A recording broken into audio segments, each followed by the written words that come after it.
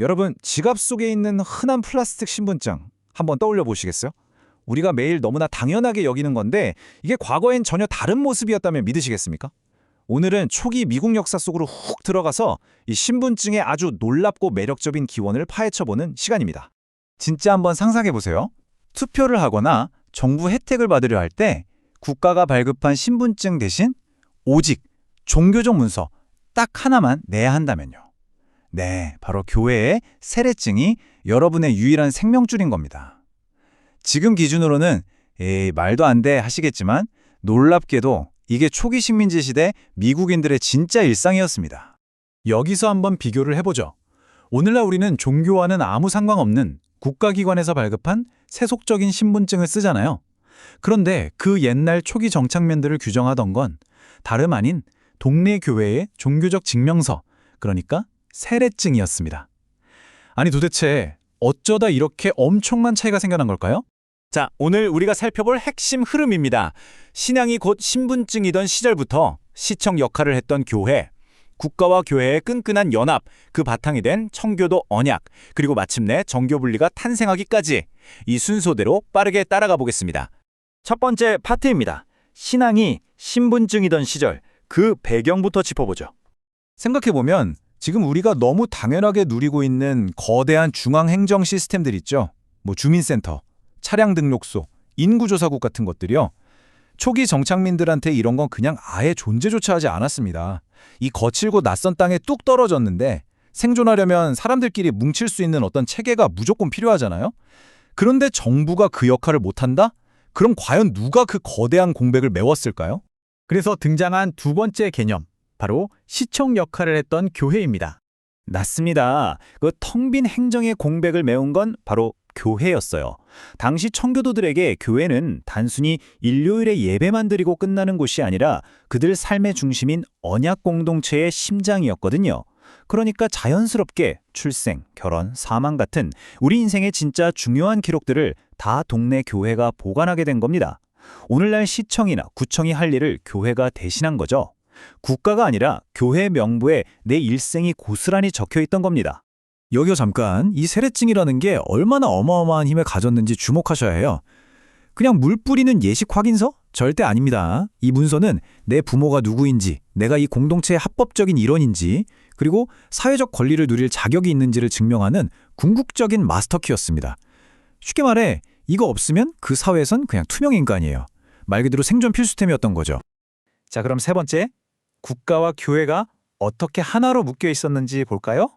여기 표를 한번 보시죠. 정말 흥미로운데 교회랑 국가는 그냥 찰떡궁합, 완벽한 파트너였습니다. 초기 매사추세츠를 예로 들면 교회의 정회원이 안 되면 투표권 자체가 없었어요. 반대로 뭔가 잘못해서 교회에서 출교를 당했다? 그럼 그냥 교회 못 가는 걸로 끝나는 게 아니라 경찰이나 법원이 나서서 사회적으로 고립시키고 실제 법적 처벌까지 내렸습니다. 내 영적인 상태가 다이렉트로 정치적 권리랑 경찰 집행으로 이어졌다는 얘기죠. 대단하지 않나요? 당시 사람들의 일생을 한번 쭉 따라가 볼게요. 먼저 태어나면 세례를 받아서 내 존재를 입증하고요. 크면서 신앙 고백을 해 교회의 정회원이 되면 짠! 드디어 시민으로서 투표권을 얻습니다. 거기서 끝이 아니라 계속해서 도덕적으로 바르게 살아야만 그 시민의 지위를 계속 지킬 수 있었어요. 영적인 여정하고 시민으로서의 여정이 말 그대로 데칼코마니처럼 딱 겹쳐진 겁니다. 네 번째 파트, 청교도 언약입니다. 도대체 왜 굳이 이런 시스템을 만들었을까요? 그 이유는 바로 이 한 문장에 다 들어 있습니다. 모든 삶의 영역은 하나님의 주권 아래에 있다.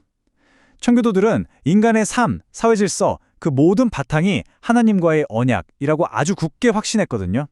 그래서 이 사람들은 시장이나 총독 같은 정치인들을 단순한 공무원으로 본 게 아니라 하나님의 공의를 실현하는 대리자로 봤습니다.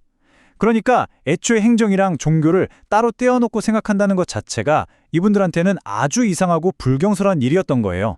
그러면 여기서 아주 중요한 질문, 정부는 왜 그렇게 교회의 기록을 맹신했을까요? 정답은 아주 간단합니다.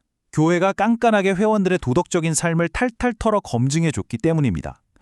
교회는 그냥 서류만 보관하는 곳이 아니라 이 사람이 어떤 사람인지 증명해주는 영적 보증인이었던 셈이죠. 정부 입장에서는 와, 이보다 더 확실하고 완벽한 신원 확인 시스템이 세상에 어디 있겠어요? 하지만 영원한 건 없죠. 마지막 5번째, 드디어 정교 분리가 탄생합니다. 영원할 것 같던 이 철통 같은 시스템도 결국 삐걱거리기 시작합니다. 왜냐고요? 인구가 팍팍 늘어나고 새로운 이민자들이 쏟아져 들어오는데 이 사람들이 다 청교도가 아니었거든요. 퀘이커, 침례교 등 완전히 다른 신앙을 가진 사람들이 막 섞이기 시작한 겁니다.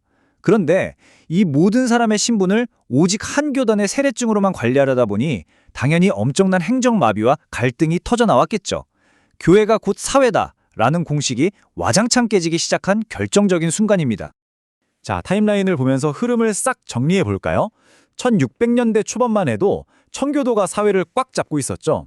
하지만 후반부로 가면서 퀘이커나 침례교도들이 들어오며 이 독점 체제가 흔들립니다. 그리고 기나긴 갈등 끝에 1791년 드디어 종교의 자유와 정교 분리를 못 박은 미국 수정헌법 제1조가 탄생합니다.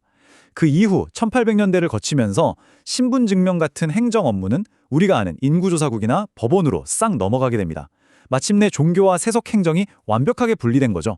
자, 오늘 우리는 세례증 한 장이 내 존재를 증명하던 사회에서 지금의 현대 세속 국가로 넘어오는 어마어마한 역사적 전환을 함께 살펴봤습니다. 한때는 종교적 신앙이 소속의 절대적 기준이었고 지금은 정부가 발급한 플라스틱 카드나 디지털 데이터가 그 자리를 대신하고 있죠. 그렇다면 여기서 여러분께 질문을 하나 던져봅니다. 시민권과 소속에 대한 정의가 계속해서 바뀌는 이 미래에는 과연 무엇이 우리가 이 공동체의 당당한 일원임을 증명하는 궁극적인 신분증이 될까요? 다면하게 여겨지는 것들 이면의 이야기, 흥미로우셨길 바랍니다. 지금까지 함께해 주셔서 감사합니다.